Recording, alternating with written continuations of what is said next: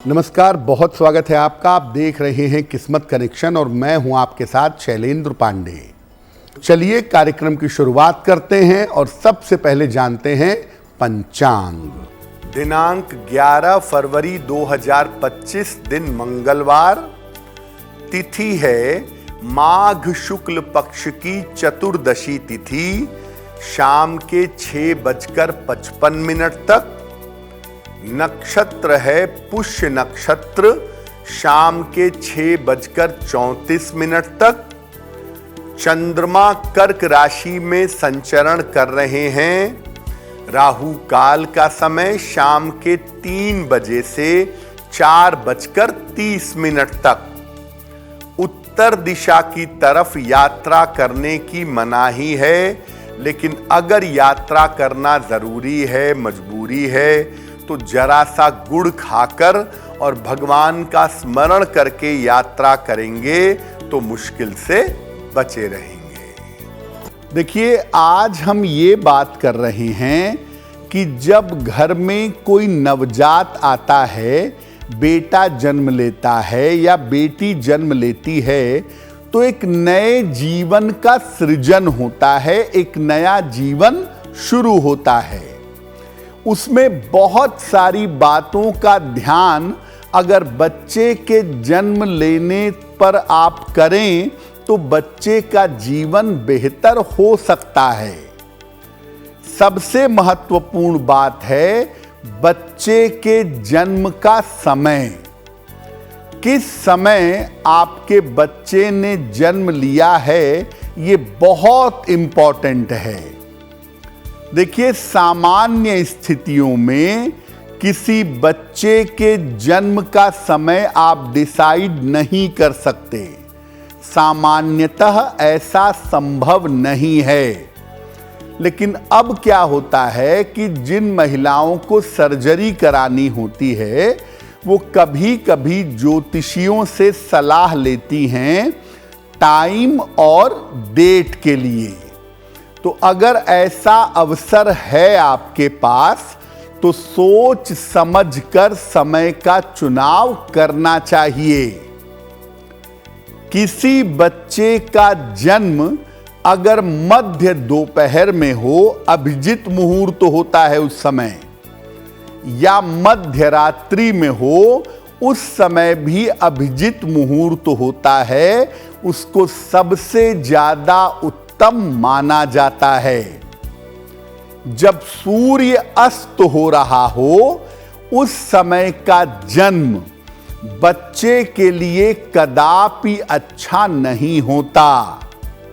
जिन बच्चों का जन्म सूर्यास्त के समय होता है, आप अवश्य देखिएगा कि उनको जीवन भर उतार चढ़ाव झेलना पड़ता है और स्वास्थ्य की समस्याएं उनके साथ लगी रहती हैं। जब सूर्यास्त का जन्म होगा तो सूर्य आ जाएगा सप्तम भाव में। सप्तम भाव काल पुरुष की तुला राशि है और वहां पर सूर्य सर्वाधिक कमजोर होता है। इसीलिए अब आपके हाथ में देखिए ज्यादा कुछ होता नहीं है। अब बच्चे का जन्म ही अगर सूर्यास्त के समय हो गया तो आप कुछ नहीं कर सकते, लेकिन अगर आप टाइम डिसाइड कर रहे हैं तो सूर्यास्त के समय से आपको बचना जरूर चाहिए।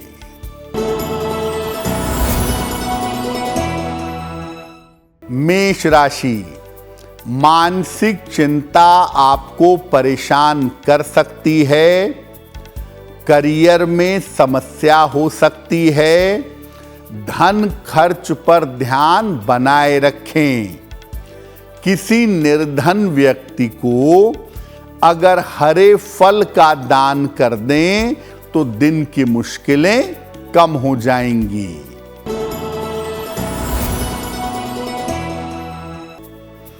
वृषभ राशि, खूब दौड़ भाग आपको करनी पड़ेगी।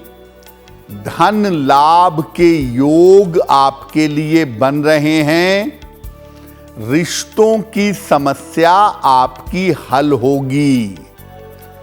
खाने पीने की वस्तु का दान कर दें तो दिन बेहतर होगा।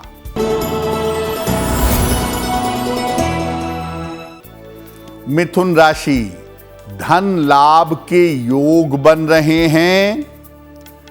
करियर में कुछ बदलाव हो सकता है।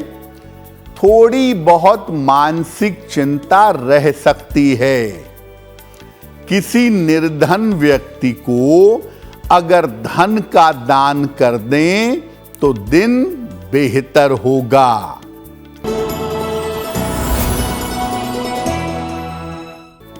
कर्क राशि, करियर में आपके सुधार होता दिख रहा है। करियर थोड़ा बेहतर होगा। धन लाभ के योग बन रहे हैं। पारिवारिक जीवन में आपके सुधार होगा। भगवान गणेश की अगर उपासना करें तो दिन बेहतर होगा। पहले हमने ये जाना कि बच्चे का जन्म समय कितना ज्यादा इंपॉर्टेंट होता है।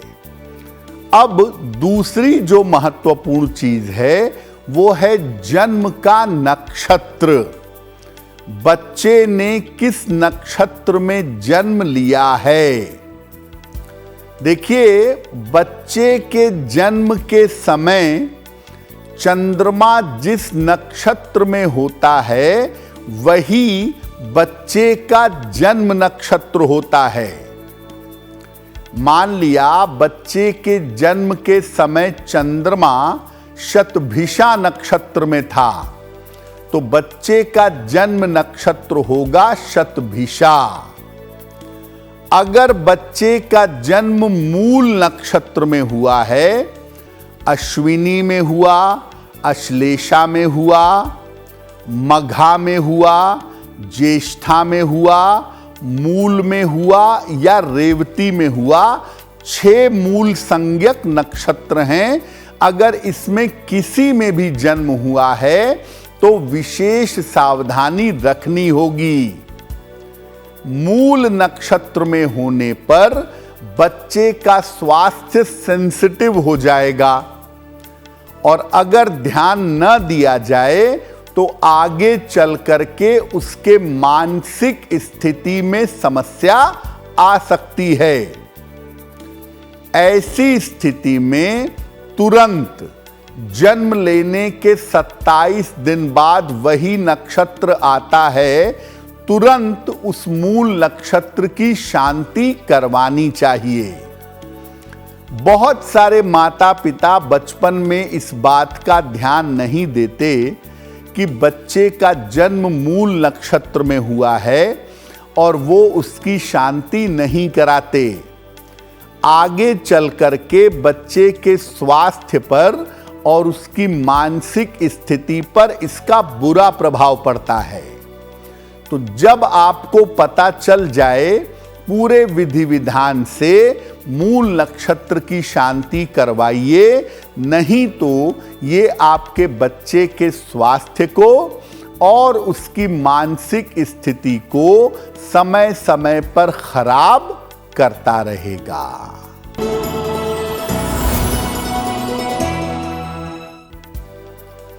सिंह राशि, स्वास्थ्य का अभी भी ध्यान रखें। करियर में लापरवाही न करें। वाहन सावधानी से चलाएंगे। किसी निर्धन व्यक्ति को अगर हरे फल का दान कर दें तो दिन की मुश्किलें कम हो जाएंगी।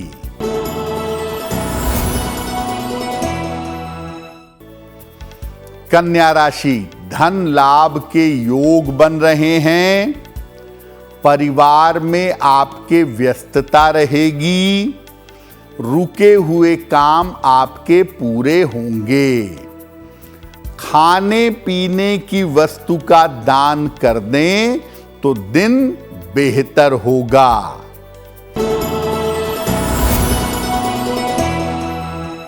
तुला राशि, काम की स्थिति में आपके थोड़ा सा बेटरमेंट, सुधार होता दिख रहा है। धन लाभ के योग बन रहे हैं। संपत्ति का लाभ भी हो सकता है। किसी निर्धन व्यक्ति को अगर धन का दान कर दें तो दिन बेहतर होगा। वृश्चिक राशि, चिंताएं कम होती जाएंगी। करियर में सफलता मिलेगी। व्यर्थ की दौड़ भाग आपकी रह सकती है। भगवान गणेश की अगर उपासना करें तो दिन बेहतर होगा। तो देखिए, बच्चे के जन्म का समय बहुत महत्वपूर्ण है। बच्चे के जन्म का नक्षत्र बहुत महत्वपूर्ण है और बच्चे का चंद्रमा भी बड़ा महत्वपूर्ण है, बहुत इंपॉर्टेंट है। क्योंकि किसी भी बच्चे का जो एक्चुअल बचपन है वो चंद्रमा के प्रभाव में ही बीतता है। बच्चे के चंद्रमा से बचपन में उसका आयु का मामला, उसकी उम्र कितनी होगी और उसका स्वास्थ्य बचपन में कैसा रहेगा, ये निर्धारित होता है।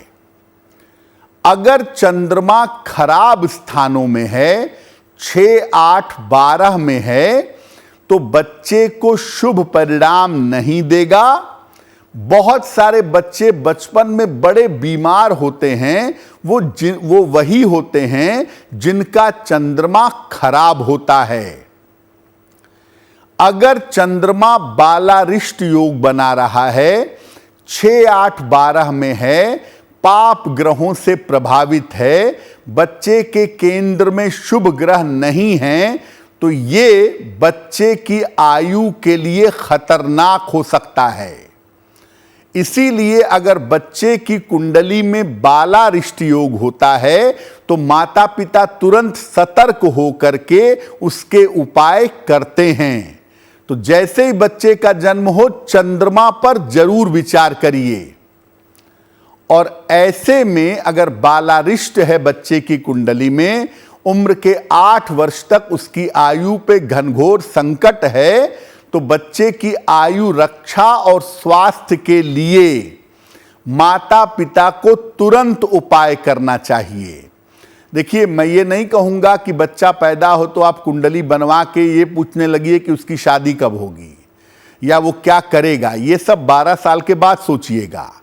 लेकिन इतना जरूर देख लीजिए या इतना किसी विद्वान ज्योतिषी से जरूर दिखवा लीजिए कि मेरे बच्चे का जन्म हो गया है। इसके लिए पहले 8 साल में कोई संकट तो नहीं है, क्योंकि ज्यादातर जो बालारिष्ट का संकट होता है वो पहले 8 साल में होता है।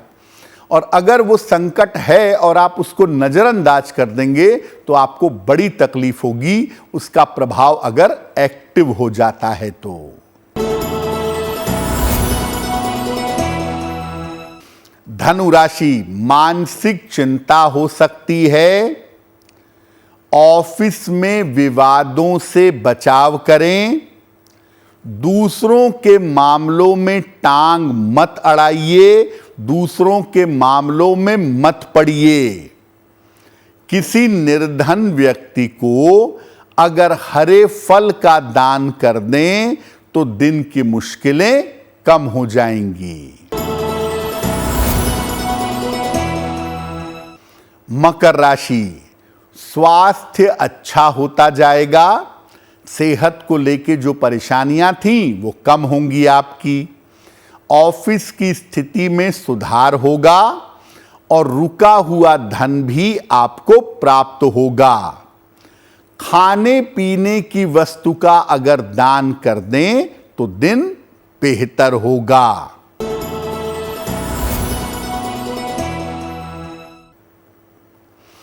कुंभ राशि, स्वास्थ्य में सुधार होगा। आर्थिक स्थिति अच्छी रहेगी। करियर में सफलता मिलेगी। किसी निर्धन व्यक्ति को अगर धन का दान कर दें तो दिन बेहतर होगा। मीन राशि, चिंताएं थोड़ी कम हो जाएंगी, काम की रुकावट दूर होगी और नौकरी की स्थिति थोड़ी बेहतर हो जाएगी, प्रेशर कम हो जाएगा। भगवान गणेश की अगर उपासना करें तो दिन बेहतर होगा। अब देखिए, बच्चे का जन्म का समय क्या है, जन्म का नक्षत्र क्या है, चंद्रमा की स्थिति कैसी है, इसमें आप ज़्यादा दिमाग नहीं लगा सकते, क्योंकि 4 मिनट में कुंडली बदल जाती है, तो आप बहुत कुछ उसमें संशोधन नहीं कर सकते। लेकिन बच्चे के नाम पर आपको बहुत ध्यान देना चाहिए। बच्चे का नाम कितना महत्वपूर्ण होता है। देखिए, बच्चे की जो राशि है उसका जो अक्षर है, जैसे मान लिया बच्चे की राशि है मेष, और मेष का पहला अक्षर होता है चू, चे, चो, ला, ये अश्विनी के 4 अक्षर हो गए। अब मान लिया बच्चे की राशि का नाम चे अक्षर से आता है, तो उसको आप जान लीजिए कि आपके बच्चे का नाम चेत है या चेला राम है, लेकिन चे अक्षर से बच्चे का नाम नहीं रखेंगे। यानी जो राशि नाम का अक्षर है उससे बच्चे का नाम रखना शुभ नहीं होगा। आपके बच्चे की कुंडली में कोई ना कोई ग्रह मजबूत जरूर होगा। ऐसा तो हो ही नहीं सकता कि बच्चे की कुंडली में सारे ग्रह चौपट हों। तो जो ग्रह कुंडली में मजबूत है उसके अक्षर से बच्चे का नाम रखना अनुकूल होगा। जैसे मान लिया आपके बच्चे का मंगल बड़ा शानदार है, बहुत बढ़िया बैठा हुआ है, तो मंगल का जो प्राइमरी अक्षर है वो है ए, तो आप अपने बच्चे का नाम ए से रख सकते हैं। जिन नामों का कोई अर्थ नहीं होता ऐसे नाम मत रखिए। विवान, किवान, सुवान, अनान, पता नहीं कौन कौन सी भाषा के कौन कौन से नाम हैं, ईश्वर ही जानता होगा कि इनके अर्थ क्या हैं। जिसका अर्थ बच्चे को या सामान्य लोगों को पता ही ना हो, ऐसा नाम क्यों रखना। आपके पास संस्कृत जैसी इतनी अद्भुत भाषा है और उसमें सहस्त्र नाम हैं, हजारों लाखों नाम आपको मिलेंगे और एक से एक सुंदर नाम मिलेंगे जिनका सार्थक अर्थ होगा। तो हिंदी या संस्कृत का कोई सार्थक नाम चुन करके नाम रखिए, ज्यादा अच्छा होगा। अगर देवी देवता के नाम पर बच्चे का नाम रखते हैं, राम रखते हैं, कृष्णा रखते हैं, शिवा रखते हैं, तो नाम को बिगाड़िए नहीं, बुलाने में नाम मत बिगाड़िए। राम को रामू कर दिया, ये सब मत करिए। जो भगवान का नाम बच्चों का नाम रखा जाता है वो इसलिए रखा जाता है कि आप उसी बहाने भगवान का नाम बार बार उच्चारण करेंगे, और जब बार बार नाम उच्चारण करेंगे तो आपके नाम मंत्र का जप होगा। इसीलिए पहले देखिए लोग नाम क्या रखते थे, शिव प्रकाश, कृष्ण दयाल, राम अवतार, वो इसीलिए रखते थे कि इसी बहाने परमात्मा का स्मरण होगा। लेकिन अब लोग अगर भगवान का नाम रखते भी हैं तो कृष्णा को किशनवा कहने लगते हैं। ये सब मत करिए, भगवान के नाम के साथ खिलवाड़ मत करिए और बच्चे का नाम जरा सार्थक रखिए ताकि बच्चा जीवन में सार्थक तरीके से उन्नति कर सके। अगर आप अपना मोटापा कम करना चाहते हैं, रात को 1 चम्मच जीरा 1 कप पानी में भिगा दीजिए और सुबह उठ करके खाली पेट उस पानी को पीजिए। गर्मियों के मौसम की शुरुआत हो रही है, ठंडा पानी पीने से परहेज करिए। ठंडा पानी पीने से भी मोटापा बढ़ जाता है। अगर आपको बार बार अपने मित्रों से धोखा मिलता हो तो आप क्या करेंगे? रोज सवेरे सूर्य भगवान को जल जरूर अर्पित करिएगा। सुबह और शाम दोनों समय शांति से बैठकर, प्रेम से बैठकर हनुमान चालीसा का पाठ करिएगा और हर मंगलवार को गुड़ का दान करिएगा। अगर आप ऐसा नियमित रूप से करें तो किसी भी तरह के धोखे से सुरक्षित बने रहेंगे। तो आपका दिन शुभ हो, मंगलमय हो, इसी कामना के साथ मुझे दीजिए इजाजत। अगर आप मुझसे जुड़ करके अपनी समस्याओं का समाधान चाहते हैं और चाहते हैं कि आपकी समस्याओं को ज्योतिष के माध्यम से सुलझाया जाए, तो आप हमसे संपर्क कर सकते हैं, जुड़ सकते हैं एस्ट्रो तक पर।